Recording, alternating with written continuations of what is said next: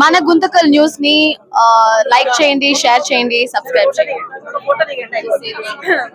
మన గుంతకల్ న్యూస్ లో లైక్ చేయండి, సబ్స్క్రైబ్ చేయండి అండ్ షేర్ చేయండి. థాంక్యూ.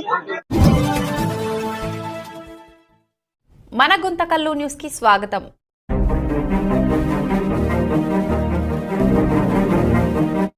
మామూలుగా ఫ్యాక్టరీస్ మనం కర్మాగారాలు అంటాం తెలుగులో. వీటిని మనం రెండు రకాలుగా విభజిస్తాము. ఒకటి ప్రమాదకర పరిశ్రమలు, రెండోదేమో మామూలు పరిశ్రమలు. మామూలు పరిశ్రమల్లో సామాన్యంగా మనకి ఎటువంటి ప్రమాదకరమైనటువంటి కెమికల్స్ కూడా నిల్వ చేయటం కానీ వాడటం కానీ జరగదు. అయితే ప్రమాదకర పరిశ్రమల్లో హజార్డస్ కెమికల్స్ అంటే ప్రమాదకరమైన కెమికల్స్ని స్టోర్ చేస్తారు, వాడుతూ ఉంటారు, ట్రాన్స్పోర్ట్ చేస్తూ ఉంటారు. ఇలా వాడుతున్నప్పుడు కానీ ట్రాన్స్పోర్ట్ చేస్తున్నప్పుడు కానీ చాలా జాగ్రత్తగా ఉండాలి. ఈ ప్రమాదకర పరిస్థితుల్లో ముఖ్యంగా మనము ఈ భోపాల్ యాక్సిడెంట్ కానీ, ఎల్జీ పాలిమర్స్ ప్రమాదం కానీ, మన వైజాగ్ జరిగిన ఎసెన్షియా ఫార్మా ప్రమాదం కానీ, వీటన్ని మన పాఠాలు నేర్చుకుని గవర్నమెంట్ ఏం చెప్తోందంటే ఇది ప్రమాదాలు జరిగినప్పుడు ముందుగా మనకి ఆ ప్రమాదం గురించి ఎవరైతే చుట్టుపక్కల ప్రజలు ఉంటారో ఆ ప్రజల్లో అవగాహన కలగాలి. ఆ ప్రజల్లో అవగాహన కలగాలంటే ముందు ఎవరైతే ఆ ప్రజల యొక్క ప్రాణ నష్టం కానీ ఆస్తి నష్టం నివారించడంలో ముఖ్య భూమిక పోషిస్తారో, ముఖ్యంగా పోలీస్ కానీ, ఫైర్ వార్ కానీ, మెడికల్ డిపార్ట్మెంట్ కానీ, వీరందరినీ కూడా ఒక సమిష్టిగా చేసి ఫ్యాక్టరీ లెవెల్లో అంటే ఎక్కడైతే ఈ ప్రమాదకర పరిశ్రమ ఉందో ఆ పరిశ్రమ లెవెల్లో ఒక మాక్ డ్రిల్ కండక్ట్ చేయండి. మళ్ళీ ఈ మాక్ డ్రిల్ కూడా రెండు రకాలుగా ఉంటుంది. ఇదే మనం పరిశ్రమలో లోపల చేసుకోవటం ఒకటి, పరిశ్రమ బయట చేయటం ఒకటి. అంటే ఆ పరిశ్రమలో ప్రమాదం జరిగినప్పుడు కనుక ఆ ప్రమాదం తాలూకా యొక్క తీవ్రత కానీ, పరిణామం కానీ, పరిమాణం కానీ బయటకు వచ్చినట్టయితే కనుక దాన్ని మనం ఆఫ్ సైట్ అంటాము. ఈరోజు మనం ఇక్కడ చేసింది ఆఫ్ సైట్ మాక్ డ్రిల్ చేశాము. అంటే ఆ కర్మాగారం నుంచి బయటకు వచ్చినటువంటి ఆ ట్యాంకరు ఏదైతే మన పెట్రోల్ కానీ డీజిల్ కానీ క్యారీ చేస్తూ వచ్చిందో అది బయటకు వచ్చి బయట ఇక్కడ పడిపోయి అందులో నుంచి ఆ పెట్రోల్ అనేది బయటకు వచ్చేసి రోడ్డు అంతా కూడా లీక్ అయిపోయింది. మామూలుగా మనం చూస్తూ ఉంటాం చాలా వరకు టీవీల్లో కానీ ఇతర దేశాల్లో ఇలా జరిగినప్పుడు పెట్రోల్ బయటకు జనాలు ఏంటంటే తెలుసో తెలియకో వాళ్ళు ఏం చేస్తారంటే గిన్నెలు, ఈ చెంబులు ఇవన్నీ తీసుకుని ఆ పెట్రోల్ కలెక్ట్ చేసుకోవడం కోసం వస్తూ ఉంటారు. అదే ఊరికే వృధాగా పోతుంది అని. అది చాలా మిక్కిలి ప్రమాదకరమైన చర్య. ఎందుకంటే మనం అలా తీసుకుంటున్నప్పుడు కనుక ఎవరిదన్నా ఒక సెల్ ఫోన్ మోగినా లేకపోతే ఎవరో పొరపాటున ఒక సిగరెట్ వెలిగించినా కానీ అక్కడ చాలా పెద్ద అగ్ని ప్రమాదం జరిగి కొన్ని పదుల్లో విలువైన ప్రాణాలు కోల్పోయే అవకాశం ఉంది. అటువంటి అవకాశం మన జరగకుండా జనాల అవగాహన కలగాలి. ఇవాళ మనం ఏం చేసామంటే ముందుగా ఈ ఫ్యాక్టరీ దగ్గర చేశాము.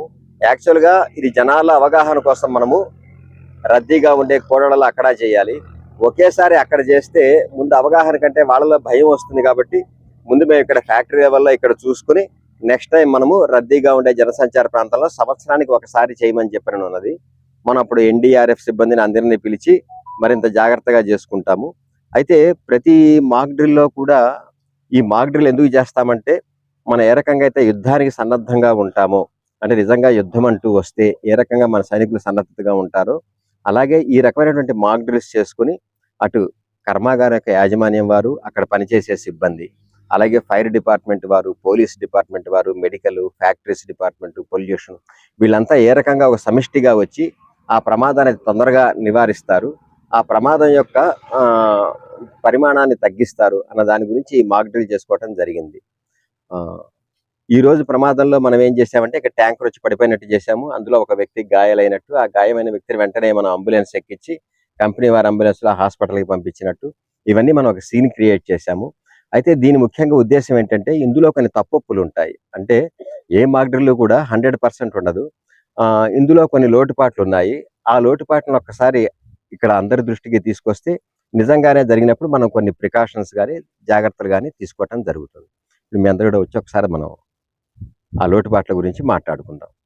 మాకు ఏ కాల్ వచ్చినా కూడా ఇక్కడ ఇన్సైడ్ అవుట్ సైడ్కి ఏదైనా ఇన్సిడెంట్ జరిగిందంటే ఒకటి వెహికల్ ఫిల్ట్ కావడమో లేదనుకుంటే యాక్సిడెంట్ కావడమో అవకాశం ఉన్నది.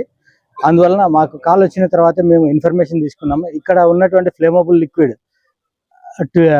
లీక్ అవుతుంది అనే సమాచారం వచ్చింది. ఫ్లేమబుల్ లిక్విడ్ కాబట్టి మేము అజికమ్ కోడ్ అనుసరించి ఫైర్ ఫైటింగ్ చేస్తాము.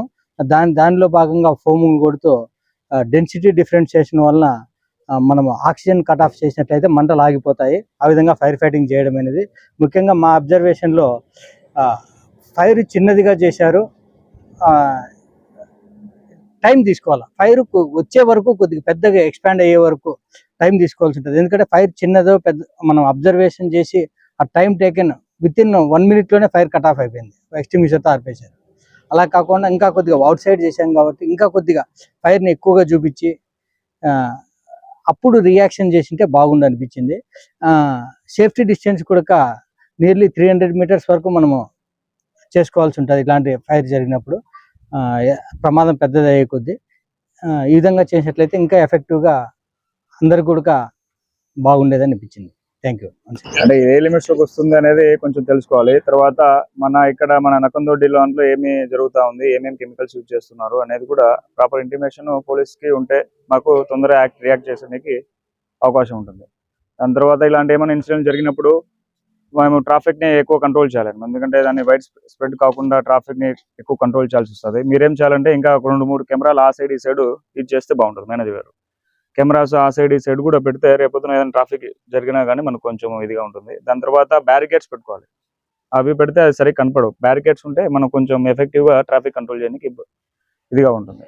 అవి రెండు మీరు ప్రొవైడ్ చేస్తే మేము కూడా కొంచెం ఎఫెక్టివ్గా దాన్ని స్ప్రెడ్ కాకుండా ఇచ్చేస్తాము. తర్వాత ఇన్ఫర్మేషన్ కూడా కొంచెం ఫాస్ట్గా ఇచ్చేస్తే మేము అక్కడ నుంచి మాకు ఇది దగ్గర 10 kilometers ఉంటుంది. ఫస్ట్ మాకు ఇంటిమేట్ చేస్తే మేము కొంచెం తొందరగా వచ్చేసి దీన్ని కంట్రోల్ చేయడానికి అవకాశం ఉంటుంది. మిగతా పోల్చుకుంటే చాలా బాగా చేశారు. సేఫ్టీ ప్రికాషన్స్ కూడా బాగా తీసుకున్నారు. మన ఫైర్ ఆఫీసర్ గారు కూడా బాగా ఫోమ్ కానీ అవి కానీ బాగా చేశారు. ఇంకా నేను చెప్పిన ఈ కొంచెం బ్యారికేడ్స్ అవన్నీ కొంచెం ప్రొవైడ్ చేస్తే ఎఫెక్టివ్గా ఉంటుంది. అది నా అబ్జర్వేషన్. థ్యాంక్ యూ అండి. చేసిన అధికారులందరికీ ధన్యవాదాలు తెలుపుకుంటున్నాను. అధికారులు సూచించినట్లుగా అంటే మనము ఐఓసి తరఫున మన సిన్సియర్ ఎఫర్ట్స్ అవి పెట్టాము. కానీ మనం చూస్తేనంటే ఇందులో మనం ఇంప్రూవ్ చేసుకోవాల్సినవి చాలా ఉన్నాయి. సో అలా మన డిప్యూటీ చీఫ్ సార్ సూచించిన విధంగా, అలాగే మ్యూచువల్ ఎయిడ్ మెంబర్స్ కానీ మిగతా అధికారులు కానీ సూచించిన విధంగా మనల్ని మనం చూస్తే చాలా వరకు ఇంప్రూవ్ చేసుకోవాలి. సో ఈ చెప్పిన అబ్జర్వేషన్స్ అన్ని కూడా నెక్స్ట్ టైం జరిగే మాక్ డ్రిల్లో మనం అవి మళ్ళీ రిపీట్ కాకుండా చూసుకోవాలి. అలాగే మనకు మనం ఇంప్రూవైజ్ చేసుకుంటూ మనం ఇంకా బాధ్యతగా ఈ ఫైర్ ఫైటింగ్ అనేది చేస్తాము అనేసి నేను సార్ వాళ్ళకి మాటిస్తున్నాను. అలాగే సార్ ఇప్పుడు మనం ఇక్కడ అంటే మొదటిసారి L3 డ్రిల్ చేసాము. సో దీనివల్ల మాకు చాలా అంటే షార్ట్ పీరియడ్ ఆఫ్ టైం అయినా చాలా అంటే నేర్చుకున్నాము, ప్లస్ అనుభవం వచ్చింది. ఈసారి మళ్ళీ రిక్వెస్ట్ ఏమంటే ఈసారి మాక్ డ్రిల్ చేసేటప్పుడు సార్ అన్నట్టు ఒక డెన్స్ ఏరియాలో పెట్టేసి మళ్ళీ మేము అంటే మా ఫైర్ ఫైటింగ్ స్కిల్స్ అవి ఇంప్రూవ్ చేసుకొని మళ్ళీ చూపించే అవకాశం ఇస్తారని కోరుకుంటున్నాను. సో ఈ సూచనలన్నీ చేసిన అధికారులందరికీ చాలా థ్యాంక్స్. అండ్ మనం ఇంప్రూవ్ చేసుకోవాలి, ఈ విధంగా చేస్తామనేసి నేను మాటిస్తూ సెలవు తీసుకుంటున్నాను.